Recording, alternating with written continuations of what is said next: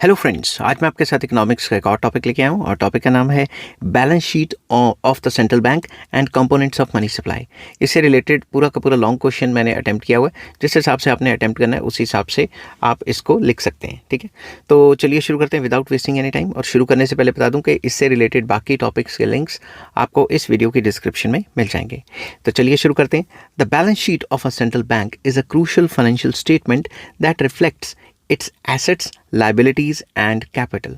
तो central bank जो होता है, head bank of a country होता है, उसकी जो बैलेंस शीट है वो काफ़ी इंपॉर्टेंट रहती है। और उसकी बैलेंस शीट बताती है कि एसेट्स कितने हैं उसके सेंट्रल बैंक के, लाइबिलिटीज़ कितनी है और सेंट्रल बैंक के पास कैपिटल कितनी है, पूंजी कितनी है। It provides insights into the monetary policy operations and the financial health of the central bank.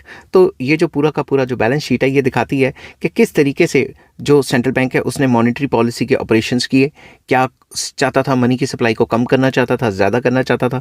और फाइनेंशियल हेल्थ दिखाता है कि सेंट्रल बैंक की फाइनेंशियल हेल्थ कैसी है और ओवरऑल पूरी इकोनॉमी की हेल्थ कैसी है। ठीक है, in the context of Indian economy the Reserve Bank of India जो आरबीआई है serves as the central bank and its balance sheet is a key tool for understanding the monetary dynamics of the country.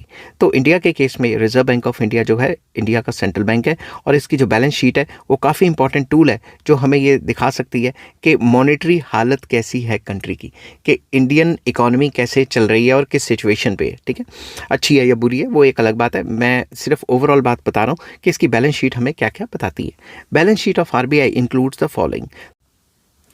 तो first इसमें आ जाता है assets. Assets के अंदर first heading है foreign exchange reserves, very important. One of the largest component of RBI's assets, जो RBI के एसेट्स के जो फॉरेन एक्सचेंज रिजर्व्स है उसमें क्या क्या आ जाता है, foreign currencies, gold and special drawing rights जिसको एसडीआर कहा जाता है। एसडीआर के ऊपर मैंने अलग से एक वीडियो बनाई हुई है, अगर आपको वो चाहिए होगी तो नीचे कमेंट कर देना। These reserves are crucial for maintaining exchange rate stability and meeting international payment obligations. तो ये जो फॉरेन एक्सचेंज रिजर्व्स हैं जिसमें गोल्ड, फॉरेन करेंसीज और एसडीआर्स वगैरह आ जाते हैं, ये काफ़ी इंपॉर्टेंट है एक्सचेंज रेट की स्टेबिलिटी को मेंटेन करने के लिए। अगर एक्सचेंज रेट को स्टेबल बनाना है तो गवर्नमेंट को फॉरेन करेंसी को सेल परचेज करना पड़ता है। कैसे करना पड़ता है वो मैं फॉरेन एक्सचेंज के चैप्टर में समझाऊंगा, यहाँ पे वो थोड़ा कॉम्प्लिकेटेड हो जाएगा। ठीक है, तो सबसे पहले एसेट्स के अंदर आगे फॉरेन एक्सचेंज रिजर्व्स। तो उसके बाद सेकेंड पॉइंट इसमें आ जाता है domestic assets. These include government securities, loans and advances to the government and other domestic financial assets. तो जितनी भी गवर्नमेंट की सिक्योरिटीज़ हैं, गवर्नमेंट्स के लोन्स एंड एडवांसेस हैं या डोमेस्टिक फाइनेंशियल एसेट्स हैं, वो सारे इसमें आ जाते हैं। The RBI holds government securities as a part of its open market operations to influence the liquidity and interest rate. RBI अपने पास गवर्नमेंट की सिक्योरिटीज़ को होल्ड करता है ताकि ओपन मार्केट ऑपरेशंस जो कि मॉनेटरी पॉलिसी के अंडर होते हैं, buying and selling of securities from open market, उसके हिसाब से वो मनी की सप्लाई को और रेट ऑफ इंटरेस्ट को कंट्रोल कर सके इकोनॉमी में। ठीक है, थर्ड पॉइंट इसमें आ जाता है gold holdings, very important. The RBI holds a significant amount of gold as a part of its reserves, which acts as a hedge against economic uncertainties and provides a store of value. तो RBI जैसे बाकी central banks हैं world के, वैसे ही RBI भी अपने पास gold को hold करता है। और पिछले जब मैं ये वीडियो बना रहा हूँ मार्च है 2025, तो पिछले कई जो क्वार्टर्स हैं उसमें जो गोल्ड की जो क्या कहते हैं, जो गोल्ड को जो एज अ हेजिंग इंस्ट्रूमेंट है वो काफ़ी ज़्यादा इम्पोर्टेंस मिली है और कई सेंट्रल बैंक्स हैं कंट्री के, वो गोल्ड को लगातार ख़रीदी जा रहे हैं जिसकी वजह से गोल्ड की वैल्यू बढ़ रही है। तो अनसर्टेनिटी को अवॉइड करने के लिए आरबीआई के पास, हमारे सेंट्रल बैंक के पास भी जो गोल्ड है उसके रिजर्व्स रहते हैं। नेक्स्ट आ जाता है other assets. This category includes various financial assets such as investments in subsidiaries, fix assets and other receivables. तो इसमें छोटी मोटी चीज़ें आ जाती हैं जैसे जो भी फिक्स एसेट्स हो गए या फिर जो रिसीवेबल्स हो गए, जो भी सेंट्रल बैंक को पैसा आना है या जो सेंट्रल बैंक की इन्वेस्टमेंट्स हैं उनसे जो पैसा आना है वगैरह वगैरह, छोटी मोटी चीज़ें इसमें आ जाती हैं। तो एसेट्स के बाद नेक्स्ट आ जाता है लायबिलिटीज़, वेरी इंपॉर्टेंट। तो फर्स्ट लायबिलिटी है करेंसी इन सर्कुलेशन।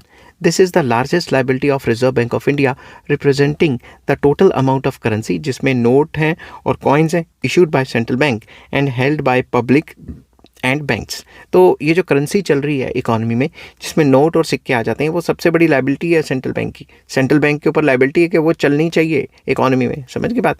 नेक्स्ट आ जाते हैं deposits.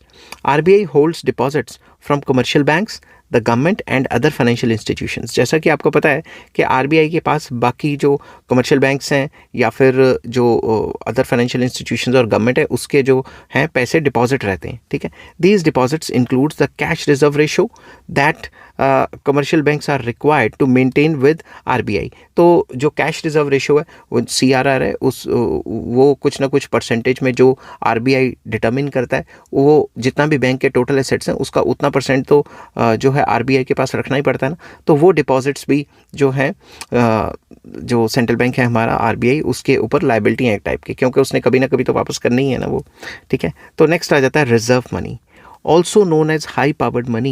Reserve money includes currency in circulation and deposits held by RBI.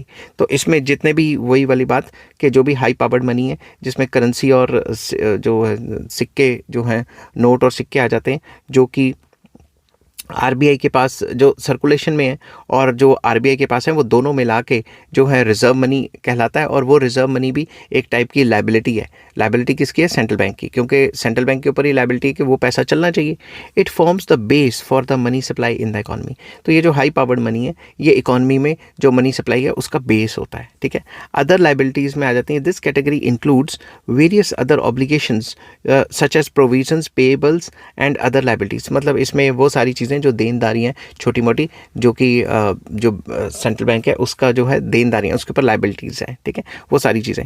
Third इसमें आ जाता है कैपिटल एंड रिजर्व्स। तो first point capital, the capital of RBI मतलब Reserve Bank of India represents its equity base. जो भी equity base है वो बताता है कि कितना इसका इक्विटी बेस है, ठीक है। इक्विटी बेस मतलब इसके पास कितना कुशन है कि अगर वो लॉस ले सकता है तो कितना ले सकता है। Which provides a cushion against the potential losses, कि अगर इन केस इसको लॉस हो जाता है, सेंट्रल बैंक को लॉस होता है, तो कितना ये लॉस झेल सकता है, ठीक है। वो क्या बताता है? वो कैपिटल बताता है कि अगर मान लो आपके पास कैपिटल है 1 करोड़, तो आप 10, 20, 30, 40 हज़ार का लॉस ले सकते हो। तो अगर सेंट्रल बैंक के पास कई करोड़ के जो कैपिटल पड़े हैं तो उसको लॉस कितना हो रहा है, ठीक है। अगर वो लॉस कम है तो वो बैंक जो है और इकॉनमी जो है उस पर कोई सेंट्रल बैंक और इकॉनमी के ऊपर कोई खास असर नहीं पड़ेगा। अगर लॉस बहुत ज़्यादा हो रहा है तो ये पूरा का पूरा बैंकिंग सिस्टम ही कोलैप्स कर जाएगा। तो नेक्स्ट आ जाते हैं reserves. The RBI maintains various reserves including the contingency fund and asset development fund to manage risk and support its operations. तो अपने रिस्क को मैनेज करने के लिए और अपने ऑपरेशंस को सपोर्ट करने के लिए जो सेंट्रल बैंक है, जो इंडिया में आरबीआई है, उसके पास कंटिजेंसी फंड है या एसेट डेवलपमेंट फंड्स हैं। ऐसे कई फंड्स होते हैं जिसमें वो रिजर्व करके पैसा रखते हैं, ठीक है। फिर आ जाता है components of money supply in Indian economy. Indian economy में मनी सप्लाई के क्या कंपोनेंट्स हैं, ये अलग से टॉपिक होगा, ये मैं आपके साथ अलग से डिस्कस करूंगा। आई होप ये वीडियो आपको पसंद आई होगी। अगर पसंद आती है तो please like, share and subscribe.